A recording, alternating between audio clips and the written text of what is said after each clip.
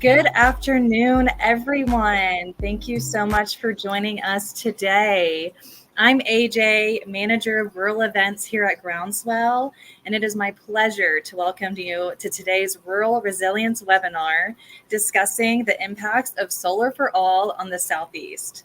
Thank you for sharing what community solar means to you. This is very relevant to today's webinar. If any questions come up, please drop them in the chat and we will share them with the speakers.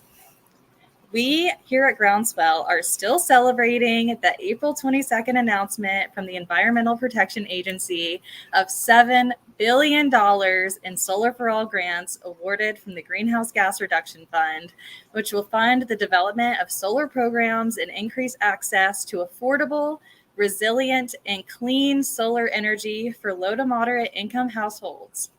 These Solar for All awards will have long-lasting impacts across the nation, including throughout the Southeast. It warms my heart that among these awardees is my home state of Tennessee, the Clean Energy Fund of Texas, which is working with HBCUs and MSIs. Hope Credit Union received Solar for All awards for both Mississippi and Arkansas. And Groundswell is thrilled to be a part of this award with $156 million awarded to us in our Southeast Rural Power team. With this team, we will deploy community solar and energy storage across 8 states: Alabama, Arkansas, North Central Florida, Georgia, Mississippi, North Carolina, South Carolina, and Central and Southern Virginia. The deployment of this community solar and energy storage will cut electricity bills and energy burdens in half for tens of thousands of people with low and moderate household incomes across the region.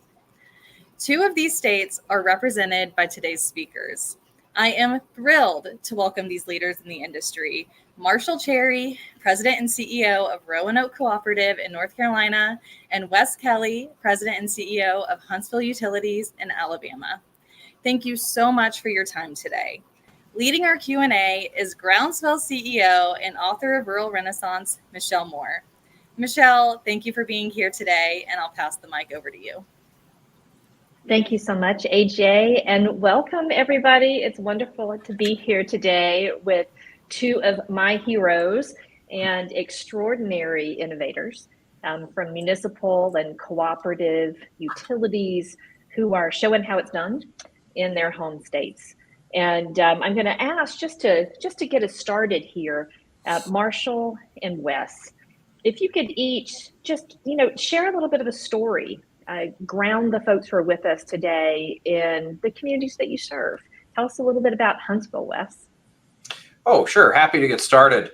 So Huntsville is now the largest municipality in Alabama, but we're not the largest area. Birmingham is what everyone thinks of. But the city of Huntsville is actually now larger than the city of Birmingham, and being the utility provider for the city of Huntsville, we have been part of a fast-growing situation here. Our electric customer count has grown 25% in the last 10 years.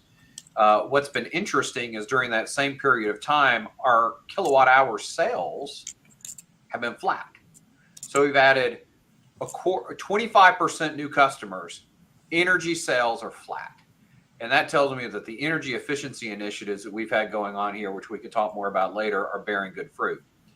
Our demand, KW, that peak consumption is all over the place, though.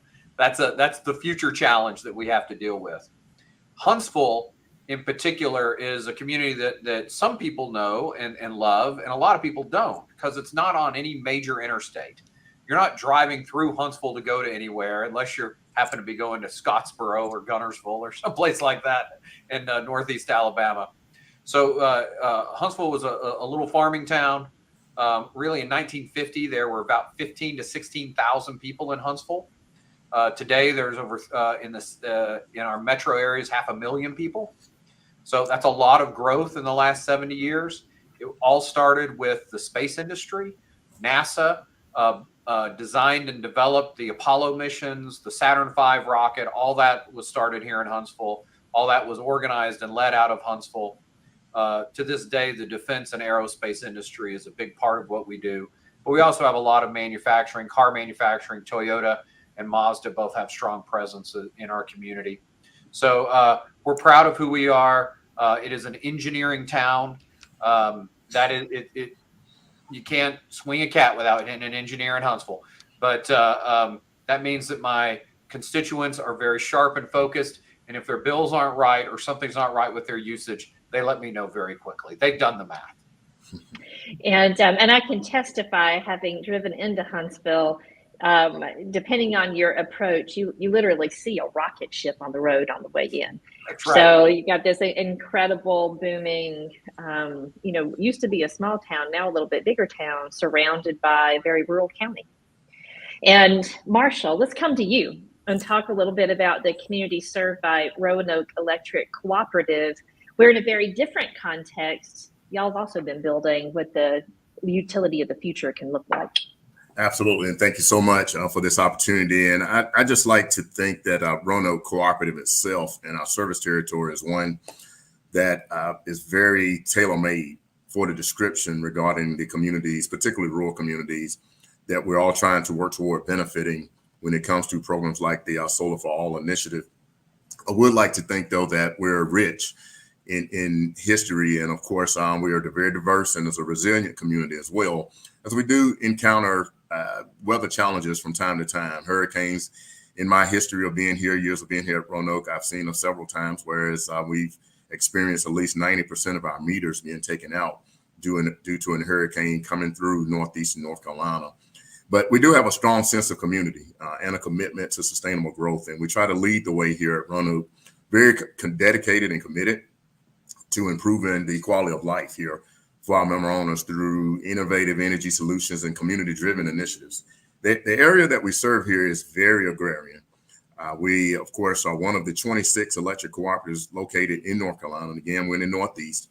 We do have our economic challenges. To put it in perspective, we're located within the 1st Congressional District of North Carolina. That district itself is either the 4th or 5th most economically distressed congressional districts in America. And then the counties that we serve within the congressional district are on the end of the spectrum, whereas you will see more of the depression there in terms of economics. We do have about 14,200 meters. So we really haven't experienced growth from a meter perspective. We're right at about 6 meters for every mile of line. So therein lies a challenge in the capital outlay and making sure that we can recover the cost that's tied to it. So there are quite a few innovative things we, of course, work toward doing. Our area, of course, we have a very large land mass. Out of the 26 electric cooperatives in the state, we have the largest land mass among all of us, but we rank number 21 in terms of the number of meters that are on the system. And then again, certainly about 3 or 4 of the counties that we serve have experienced persistent poverty, meaning that these counties, by and large, have experienced poverty for at least 30 years. And that literally traverses my career here at Roanoke. So we do serve some of the most economically distressed regions in America, but we're trying to change the trajectory. And of course, in doing so, some of the things we do work toward in meeting needs is we have a very innovative energy efficiency financing program, whereas we feel we can collaborate with our member owners by helping us shave some of our peaking costs through energy efficiency financing with a tariff on bill financing program that it's been somewhat innovative, been in existence now for 10 years, and we're seeing a lot of success there. We have taken on leading the way by creating a wholly owned subsidiary company that is deploying fiber across our service territory, which is future-proof, world-class broadband connectivity right here in Northeast and North Carolina. We're certainly making good traction there. We're hopeful by the second quarter of 2026 to have universal broadband connectivity available to all of our member owners via fiber.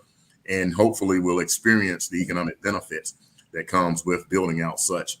Solar integration is a big part of our work as we really embraced it from the standpoint of community solar initiatives.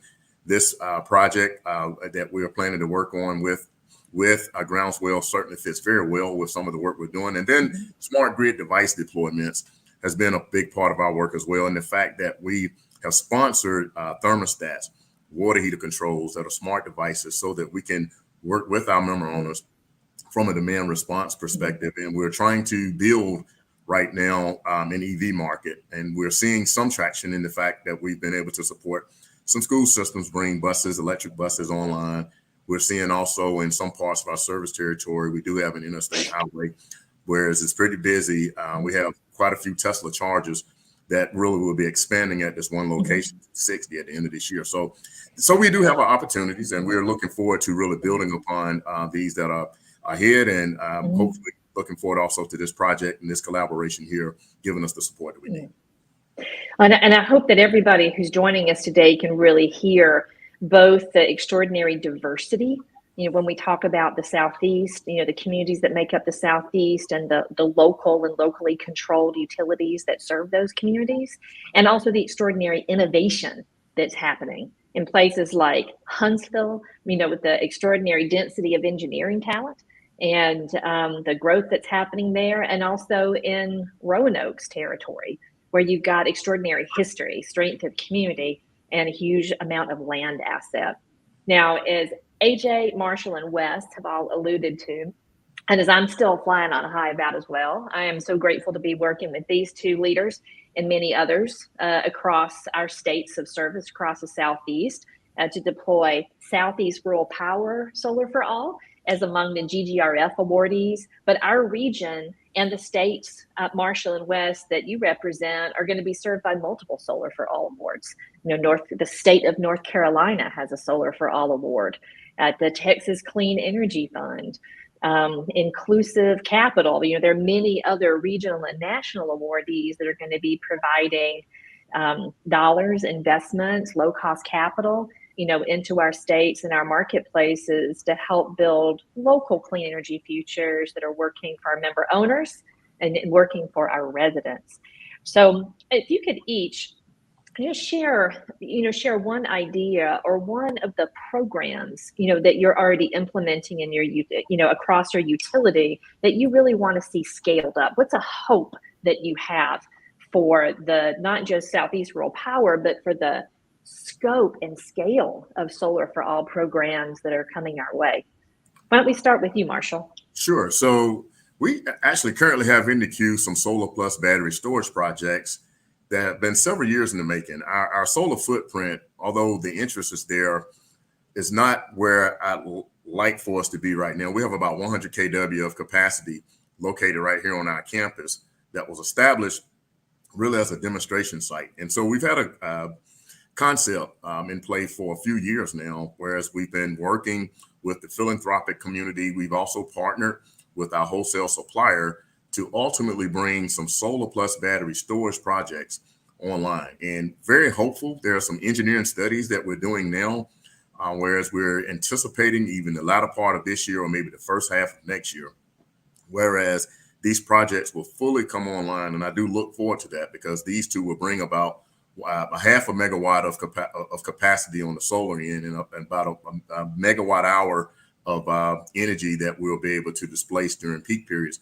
So we're looking forward to that as well. So this work, the support and collaboration here, I feel will allow us to scale because we do have two that we know are coming, but we also have land, again, large land mass here, Northeast and North Carolina, that certainly can be utilized with some of our longer feeders and circuits that we have on our system that could provide us some resilience, but also gives us another opportunity to be more flexible in how we purchase wholesale power. So we just hope to scale more of these projects to serve more households.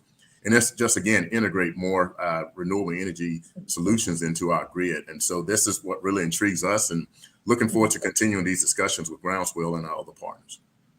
Now, Marshall, just for everybody on the call too, and this is something that varies from utility to utility around the region. Roanoke Cooperative is a distribution utility. And so y'all are exposed to peak demand charges. That is correct. So having solar and storage on your local distribution system actually helps to make energy more affordable for everybody, and has that kind of system benefit. Am I right? You're exactly right. Yeah. About half of our purchase really in wholesale power is capacity, and we're always chasing that 1 hour out of the month, whereas we can displace purchases during that period, which gives us an ability to produce savings that we can pass through actually to all member owners, and just be more efficient in how we utilize our purchases and being more flexible on the grid. So yes, as we can bring these on, this will give us that much more of an opportunity. And I'll just say, really, for us, I actually have a goal that we've set. Our North Star is we really want to displace about 10% of our capacity over the next several years. And projects like this will actually get us there, the more we're able to do during those periods of time. That's so helpful to understand, how Solar for All has these incredibly powerful benefits for local households with high energy burdens, for disadvantaged, to use the federal terminology, but for Justice 40 communities, and for our local economies, that has these system benefits too, that can really vary, depending on how your local utility is structured. Now, Wes, Huntsville is a very different place.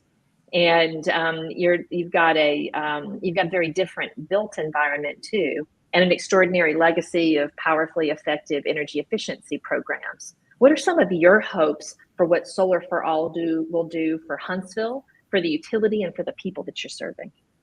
Yeah, Huntsville, because it's becoming a bigger city, it's starting to get bigger city problems. So as opposed to Marshall, who serves a lot of agrarian poor, we're starting to serve more urban poor. And we're looking for opportunities to help alleviate that burden. And so one of the things that we've done early on is our energy efficiency program, specifically around new homes, so that we sort of solve some of the problems of the past.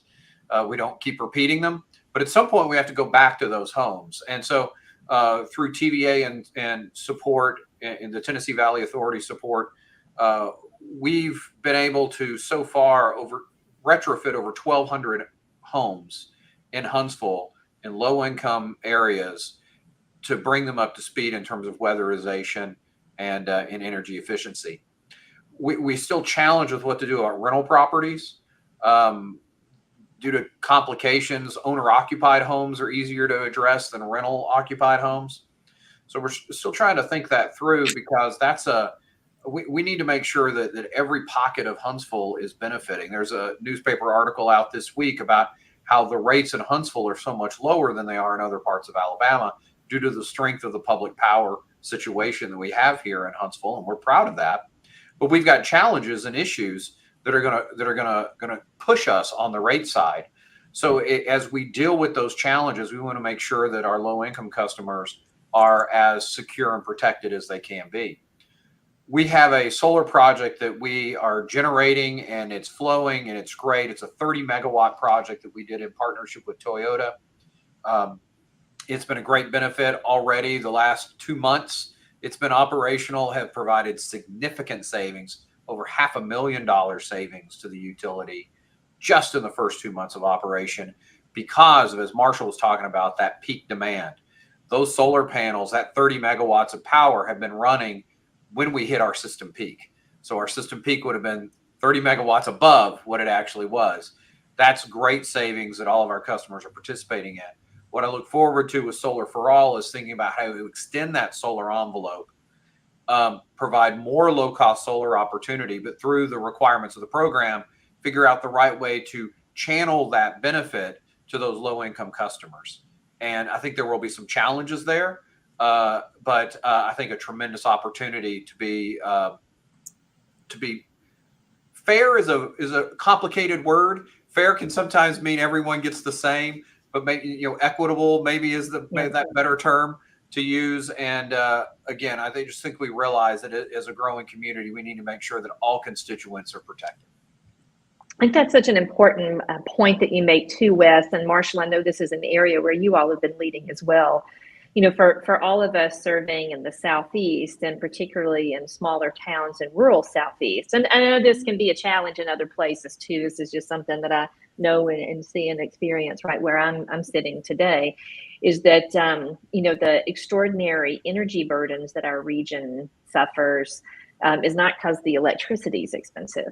It's some of the lowest rates in the entire country, but the housing equity challenges are deep. And getting in and leveraging solar for all opportunity as a way to begin to, intersect and equitably, reduce those energy burdens is a great opportunity, important opportunity to also open the door further to get in there with housing repairs and with energy efficiency that's going to begin to address that root issue of housing inequities across our region. I think the scale at which y'all have been able to operate, Wes, and just the engineering quality of your program, and Marshall, the extraordinary innovation that y'all have been able to drive in Roanoke, both offer really important lessons and opportunities for others to learn. And I hope that folks who are on this webinar today will reach out and will learn a little bit more about Roanoke and Huntsville's utilities and our leadership in that regard. I want to go back to what you all talked about the challenges too, because certainly in my experience, a lot of times folks focus on investor-owned utilities and what some of the challenges of working with investor-owned utilities can be. And they don't necessarily understand the possibility and the different possibilities with locally controlled utilities, with municipal utilities, and with rural cooperatives. As we're thinking about solar for all, and as there are probably other folks on this call today who are program implementers and leaders, what do you wish other solar for all leaders knew about how to work with your utilities? Well, I'll get started with some of the challenges that I see that's going to be in our future. Is our industry is very one size fits all, and we operate in different regulatory frameworks, and some under Public Service Commission, some just under city councils or co-op boards. Some like me, I've got a little of both. I've got a board, I've got a city council, and I've got the Tennessee Valley Authority. All that play, and the state of Alabama, all play different levels of regulatory oversight. So I think when you have an innovative program like this, getting all of those parties aligned, all those policymakers on board of what we're doing and why we're doing it and the importance of what we're doing, and not lose the forest for the trees. I think determining that participant selection and that regulatory structure, and then educating the participants, that's going to be our challenge moving forward. Now that there's some funding available, building solar panels is not the hard part. We've sort of figured that part out. Getting land can be hard, but getting land and getting panels selected can be challenging. But actually putting them in the ground, not so hard. But I think those policy side of things is going to be a challenge for us moving forward. Yeah. Yes, I would like to echo that. Yes, definitely. Even within our framework, particularly in our wholesale power purchases, we do have caps around self-generation. One thing that we did do to overcome that on our existing projects is we worked in partnership with our wholesale power provider. So we were able to overcome that hurdle there, but we're right at about a 3% cap on what can be generated. So what happens on the day when we're, of course, taking it and wanting to do it ourselves and doing it locally and running up against those types of pressures.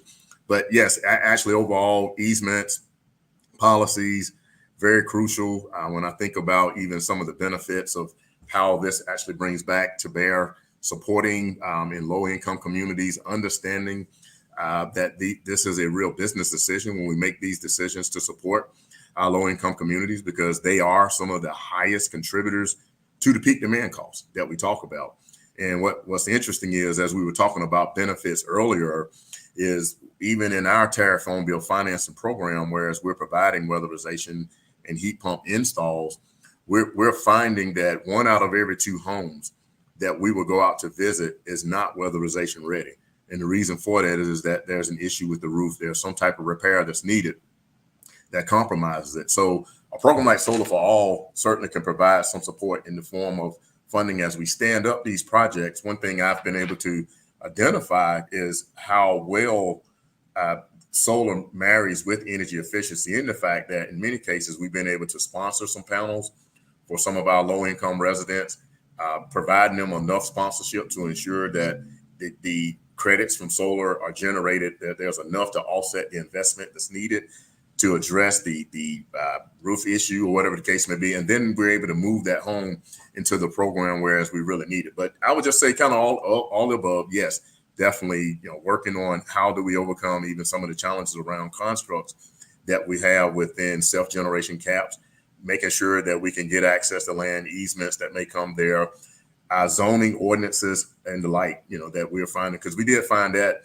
in one of our projects, whereas we had to go before the board, make sure that we were able to get through the process to clear it so that that particular project could actually fit and we could move forward.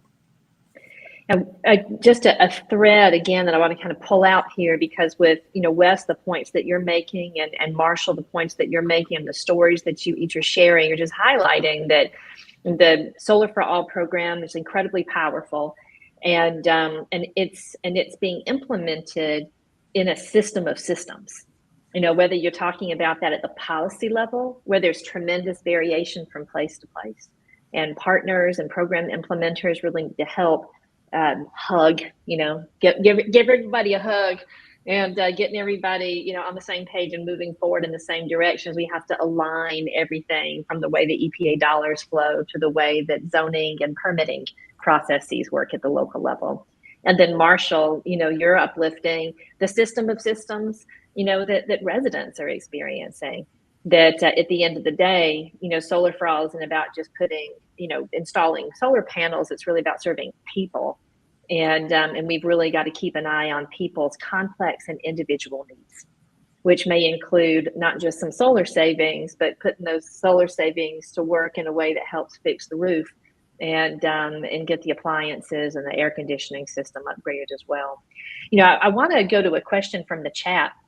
And Marshall, I know that this is one that you have a lot of passion around, and that's around working with minority business contractors, and that's something as a team, that is a primary goal of Southeast Rural Power, and it's also a primary goal of the Solar for All program. So can you share a little bit of your vision and what your experience has been there, Marshall, and then Wes, chime in and help us add to the picture here around how we can support local minority woman-led businesses and really help to leverage these dollars to build into community development in every sense of the word. Absolutely. And certainly we always want to make sure that our businesses in which we're engaging actually have the capacity as well. Any support, technical expertise that can be provided, or technical assistance, particularly from a business development standpoint, and making sure that folks can interact perhaps with funders, their banking institutions, from a cash flow perspective, to ensure that there's not this long cycle of folks getting paid, things of that nature. But yes, we have definitely been able to identify some success, particularly around our tariff home bill financing program, whereas there are several minority-owned businesses who have just performed a lot of work on our behalf over the 10-year period of time that it's been in existence, and just great partnerships. But certainly they don't always start easy, because you really have to work toward making sure that your cycle of pay and also individuals are able to have the capacity that's needed to operate their business, training for their staff, et cetera, and the like. But it's just really, it takes an overall commitment toward engagement. And I know early on when we started our tariff home bill, we were very, very adamant about just really overall a blanket approach of making sure that we had training for all contractors. And we were very fortunate to find that there was a good base of contractors, minority-owned businesses that we were able to work with as well to ensure they had the tools needed to sustain their businesses. And we've just seen some examples of some who have been with us for 10 years. And literally most of the funding that has been provided from the program has been rewarded, particularly through this program, has been rewarded more toward minority and women-owned businesses. So we're proud of that. And we're intentional about our efforts to ensure inclusivity when it comes to, and that's the key, is leadership at the top, making sure that those commitments are intentional to ensure that you're spreading it and equitably so that individuals can raise families and contribute to your economy. Absolutely. And I will chime in with just a couple of, a couple of the plans that our team has, the Southeast Rural Power team has along these lines. Because it is, as you say, you've got to be intentional, you've got to have goals. And also recognize that in many of the areas that we're going to be surveying, there's not, currently a base of, local installers, local minority-led businesses. So we've got to really be supporting that formation. And a couple of tools that are in our plans are a zero interest project pre-development loan fund, because it does take a minute to develop a solar project. And we want to make sure that particularly new and emerging businesses working in our communities have access to that capital. Consistent with the purposes of the Solar for All program, we'll be making funds available to fix those roofs, to upgrade those electrical systems as well. Make it a little bit easier for folks participating in the program, but also to get these projects into communities that have been, starved of investment and under-resourced for far too long. And we also look forward to partnering, with other organizations, including BOSS, including some of the local leaders that are already operating throughout our communities, not only, to provide financing and business tools, but hopefully, this will be an opportunity to work with other Solar for All providers in the region too, but to help contractors really get ready to work in the program. There's some important compliance requirements that go along with Solar for All that are also just going to be it's all about making sure the dollars stay at home and that the dollars that are being spent are really going towards community development. And some of those compliance requirements include Build America, Buy America. I'm a Made in America kind of girl up in here. And I am very excited that many of the solar panels and other materials that are going to be going into these projects are going to be made in America and in fact, made in the Southeast, made in some of our home states. And we want to help folks connect to those compliant products. And then also Davis Bacon and prevailing wage, making sure that the jobs that are associated with building these projects are good paying jobs. We want to make sure that we're helping contractors who are working on our program be able to track those. Is there anything else you'd like to add, Wes? Well, in general, Huntsville Utilities spends about 15 to 20% of its dollars directed towards small business, minority-owned business, women-owned, or veteran-owned businesses. And that's a number that we've just started tracking fairly recently, obviously looking to see it grow. And as a municipal entity, there's a lot of state procurement laws we have to go through. But one of those is to take advantage of programs that already exist. There's already some state adders, if you will, that benefit minority-owned businesses. We need to make sure we're taking advantage of that. But Michelle, I think you said it very well. It doesn't do any good if there's not a network there to participate. So helping grow that industry, grow those businesses so that they can step up and provide solutions, I think is going to be very important. Thank you so much, Wes. We've got another question coming in from the chat, but before we talk about program economics and customer affordability and clean energy, I want to talk a little bit about the community engagement piece. Because whether we're talking about identifying and helping to support and work with local and emerging businesses, and particularly minority and woman-owned businesses, whether we're talking about, giving a big old hug to our elected officials and making sure everybody is aligned there, or whether we're talking about reaching out and getting people enrolled. There's a whole lot of talking to people in the community that we're going to need to do. And I know in our experience, sometimes the promise of a Solar for All program, to people who've had a lot of broken promises sounds too good to be true. But as you look ahead and as you think about engaging, with the local community, be that the businesses and emerging businesses or local residents, what are some of the opportunities that you see ahead?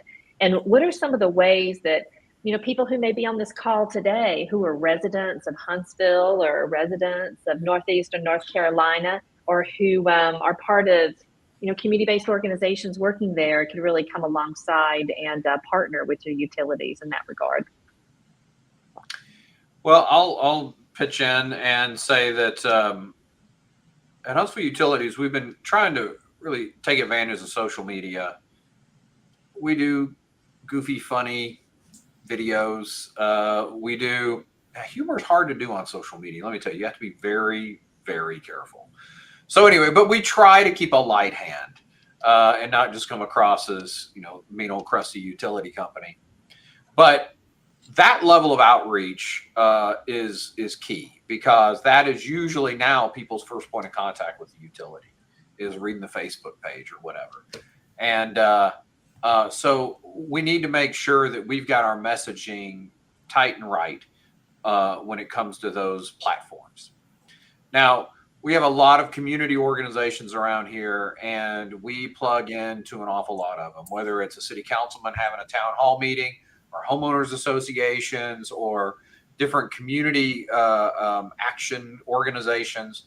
We try to plug in and be at the ready. Usually we're in the back of the room trying to see how often our name comes up and to answer any questions that may come our way. I think this will require a little bit of a different posture. We need to be up at the front of the room, and we need to be driving more of the conversation. And so I think that's why getting our ducks in a row, so that we know what that messaging, we know what the program is, we know what the process and policies are, so then we can line up the messaging, is going to be very important. So and in Huntsville, we're also talking about standing up what I'm calling a community energy resource plan. Think of it as like a little baby IRP that helps us think through from a distribution level with some of the changes that are going on in the industry and in our region. How should Huntsville respond? What sort of programs, initiatives, investments, rate structures are appropriate to deal with what's coming in the next 5, 10, 15 years? And I want to have that conversation outside of my boardroom. I want to get more people involved in that dialogue, because that's a different risk profile for the utility and a different level of engagement. And I think that's a really powerful invitation to Wes, and something that I hope everybody on the call will take to heart in terms of not just opportunity, but really need to get to know and to work more closely with local utilities to help all these programs land. Because every Solar for All program is going to be structured a little bit differently. And so even if you've got 1, 2, 3, 4 that may be operating in your utility service territory, talking to and seeing the local utility in particular as a partner is a great posture to take, to make sure that everybody is benefiting from this in ways that align with the justice and clean energy oriented purposes of this program. Marshall, what would you add? Yeah, absolutely. Well, a lot of similarities, to be quite honest. Definitely social media. And in our area, given our demographics, Facebook is always very popular. And so we try to communicate there a lot. And there are a lot of things we do in terms of our employees to really make it look as if we're people, we're real people, and we're not just robots and machines here collecting your money. But I always want to make sure, and I've actually challenged our team to make sure we're putting more posts out that will show our employees doing things actively in the community, so that people can really see us engaging very well within the community, because that's the key word, right? Engagement. And so social media, but also with that, we're trying to bring back some things that we used to do prior to the pandemic. We had kind of gotten away from the personal touch for a little while there, as we're all trying to, make our way back post-pandemic. But town hall forums, things like that, which are very crucial. We actually had our very first one in about 5 years last month. We have another one tomorrow night, but that gives us an opportunity to talk to our member owners, beyond just a Facebook post or a news release, because you just cannot tell the entire story because people are not going to read the entire story. So we're bringing in a human element there. And then in addition to that, very similar to Wes, our team members, we have, the community engagement, whereas we're very active in making sure that we're aligning ourselves to these groups, whether it's the Chamber of Commerce, so that we can continue to just really cascade our message.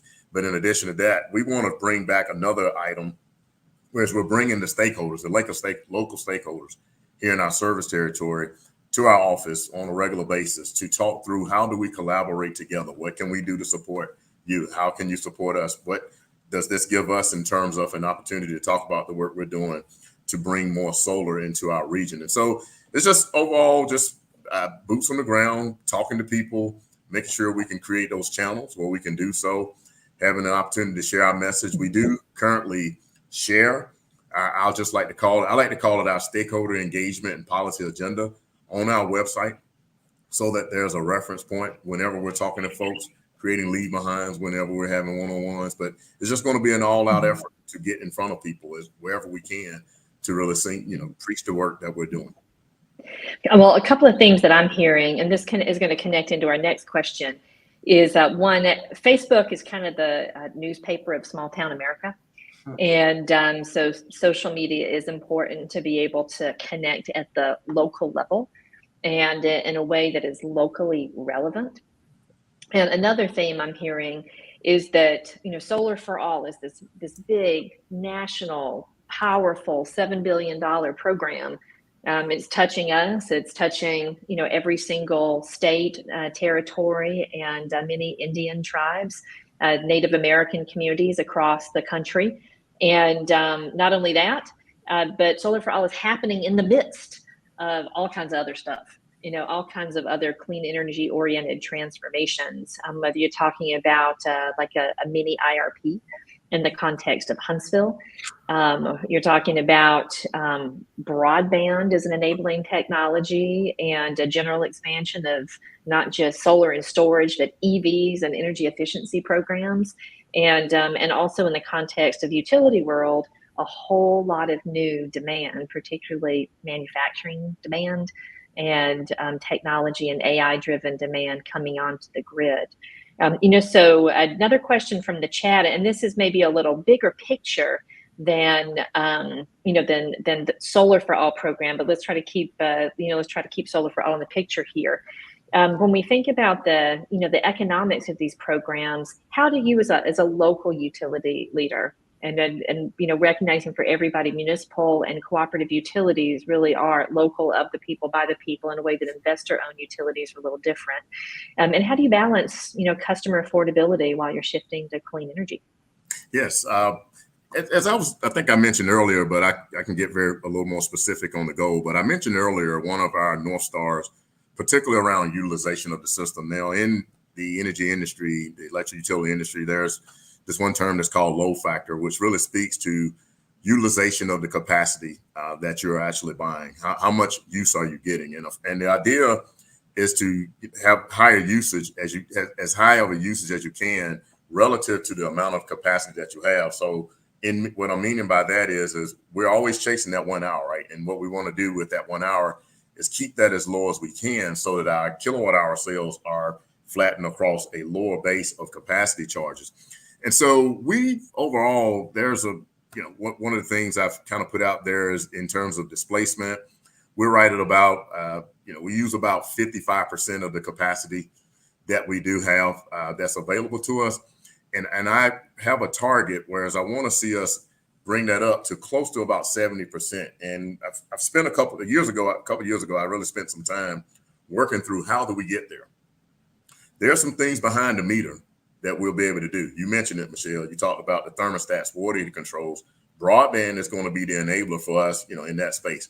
We're working toward bringing on more EVs as well. We want to make sure that we work with these individuals who are in homes that are just not efficient, who may have a $1,000 bill 1 month in the wintertime if the house is not very well insulated. If we can work with that home to address the roofing issue, we can bring down their bill at the same time ours, because by and large, I'm sure we're not making any money on that individual because it's costing us more to serve them, particularly during that period of time. There's just no way we can recover that. And so when we're able to clip the peak by partnering with our member owners and standing up programs like this, that's huge for us. And it does bring it back, Michelle, to Solar for All, because we're fans of solar, but we also love to integrate battery storage with it so that we're able to have the best of all worlds and all of above approach to support us on that displacement. So to me, it really does get right down to that in terms of how much of our capacity can we displace so that we're able to save and share those savings with our member owners. And as I mentioned earlier, I mentioned the business case, particularly in low income communities. And I've even seen it, the numbers that have shown during perhaps some of our cold weather events, whereas we can easily look at our reports and the highest contributors to our peak demand costs will be the very individuals who pay the most anyway. So there's a business case to support. So yes, we're certainly locked in there, but this whole capacity piece is huge for us. But then also, how do we make it where things can be a little more affordable for our member owners, addressing the whole house? And so broadband is certainly an enabler there. We're hopeful that as we finish the build out to all of our member owners, that there will be the economic value that these communities deserve. As I mentioned earlier, 30 years of persistent poverty, and we just want to do what we can to change that paradigm. Thank you so much for that, Marshall. And I just kind of pulling a couple of themes out before we come to you, Wes. I think it's so helpful to understand, for everybody to understand that there's a mutuality, there's alignment of interest and of purpose between the local utility and member owners. And that when we're talking about energy services, it's not just about selling electrons, for utilities. It's about all of those services that go in and wrap around that electron too, that are part of the solution and part of the way that we get a better, system out of the energy transition too. Wes. Yeah, well, Marshall is exactly right. The real money in this is on demand reduction, because that costs every utility company, wherever you are, as a generator, a distribution company, at some point, all that cost gets pushed down. So the more efficient we can make the system and get better load factors so that we stop building power plants that just run a couple of hours a year, that is wasteful. That is in no one's best interest. So if we can get customers to come off that peak, there's real money there. Real savings to be had throughout the entire value chain. So in our area where we see a lot of that, you would think it would be summer load with air conditioners. Not anymore. It's winter heat, because we're heavy influence of heat pumps, which is great. But when it gets below a certain temperature, that heat pump flips to strip heat and the power bills go through the roof. What we can do with cold climate heat pumps, not particularly popular in some corners, but dual fuel where it switches to natural gas rather than electric, because at least it's better than strip heat. It is my statement, and people don't understand what that means. I said it's trying to heat your home by a set of hair dryers is how you're trying to heat your home. That's a tough way to heat your home. So I think we have to deal with that because that's driving a lot of cost. Now, other economics, we have, again, a pretty aggressive energy efficiency program, especially our new homes program.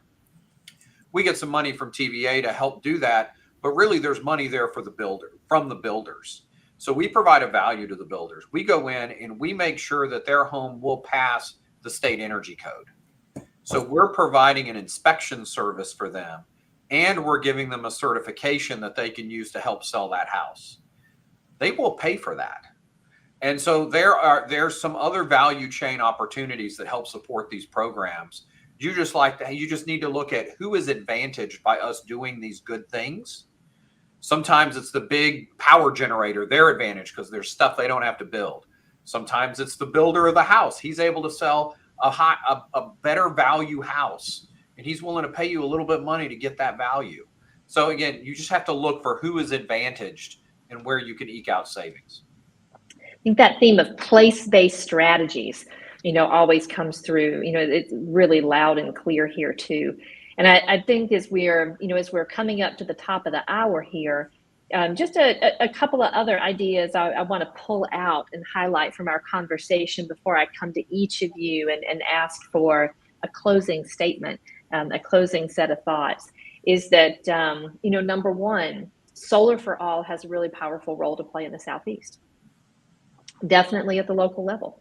It's going to vary a little bit in terms of the ecosystem that it's fitting into based on that very complicated nested set of regulatory and public policies, Wes and Marshall, that each of you identified. Solar for All has a powerful role to play. And number two, that Solar for All programs can interact with a whole lot of current utility innovation that's going on. But folks need to sit down and talk with their local utilities. That municipal utilities and rural cooperative utilities are different, have a different mission and purpose, have a different operating structure and business model than the big utilities, and have a conversation and understand how Solar for All fits into the bigger picture, because more solar at the distribution level is welcome for all kinds of reasons. Has a little different set of benefits in Huntsville than in Roanoke, but following on the same principles. I think another theme that I'm hearing is that we got to pull together. There's a whole lot of communication that needs to happen at a lot of different levels, so that we're aligned, so that we can get these dollars deployed and serving people and supporting local minority-led businesses and pouring into community development. But it's going to take that time invested up front to do it right and to do it well. And it's the right time to be beginning to have these conversations. The EPA has communicated that contracting will be completed by September, which is their statutory deadline. So everybody can look for program plans to begin to move in September of this year, with dollars probably really beginning to flow into projects probably about this time next year, I would guess, at least for us, maybe different for other folks. But given the importance of building the relationships and understanding the local alignment with needs and priorities and obstacles, and supporting local formation of the business ecosystem now, and really kind of ramping up in September is the right time to begin preparing the ground. As my colleague Crystal Virgil always says, it is a harvest season. Crystal is a minister in addition to being a senior executive at Groundswell, so it is a harvest season, and it is time to prepare for that. And as we wrap up our hour here, and just really appreciate the engagement from the folks on the call today too, what would be your closing message for everybody listening and everybody who may listen in the future here? And I'd say it can be something you wish folks would do, an obstacle we need to overcome together, or a vision for the future. Jump ball, Marshall or Wes, whoever talks first. I'll jump, Wes. Michelle, one of my favorite words is collaboration. And I think we've said it a couple of times here today. That will certainly be critical toward our success. There's a lot of funding. And you mentioned it earlier. We are part of Southeast Rural Power, Roanoke is, but we also have opportunities to engage with other partners here in North Carolina. And we certainly want to make sure that we're collaborating well to ensure that the bank of resources, we're navigating them effectively. And I think what happens a lot of times, particularly when there's a major influx of money like this coming from the government, that individuals are so overwhelmed that you don't know how to navigate accordingly. And so collaboration, I know is going to be very crucial and key to our success and engagement to leverage each other. This conversation was a great example of that.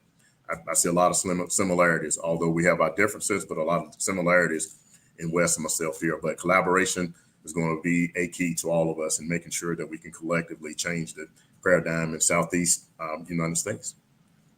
Thank you so much, Marshall. Wes?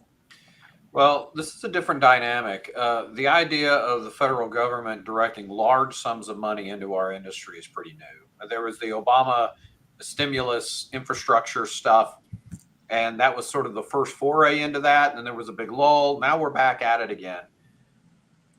through Solar for All, through GRIP grants, through PHMSA, through lots of different agencies. Every acronym in DC seems to be moving into an energy policy directive. That's great, but it can also be overwhelming and confusing, and it can send mixed messages. So one of the things that we worry about is, as our incredibly divisive country continues to ping pong back and forth, we move like a battleship in the water. I mean, we get turned around and going, and then the policymakers change, and then, oh, we're not doing that anymore. We're going to do this. That can be unnerving and lose a lot of confidence. So I think it's going to be very important as we roll into an election season and whatnot, that we establish a national energy policy and posture that is reasonable, that is common sense, that is focused on pragmatism, that will survive political gamesmanship, so that we can make lasting plans and do the right thing for the people in our community. So I think the next 6 to 12 months will be important to see, even if we go into a second term of a Biden administration, how do things develop and mature? If we go into a Trump administration, what survives? How does it morph? I think that will be important as we start to parallel develop our own internal plans and expectations. I think those are such powerful words to close on, Marshall and Wes. Thank you so much. We got to pull together. We got to keep it moving, and we got to keep it focused on what's good for the people. I mean, those are three things that everybody can embrace, and words to live by, particularly in this abundant harvest season, complicated though it may be, that we're working in the energy sector. So thank you both so much. You are thought leaders, you are visionaries, and you are getting it done. And we are so grateful for the time that you spent with us online today. And thank you so much for everyone who joined us. AJ, back over to you to close us out. Thank you so much, Michelle. And thank you again, Marshall and Wes, for sharing your time and your expertise with us today. And a huge thank you to our audience members for being a part of this community and sharing your questions with us. We have a lot of joyful work coming our way, and I hope you'll stay connected with us to continue to share resources and success stories together. Solar for All will be a big topic at this year's Rural Renaissance Roadshow coming up this November in Georgia. So to stay tuned for more information on the roadshow and stay connected through our monthly newsletter, you can go to ruralrenaissance.com. This is AJ, serving with joy and signing off. Have a great day.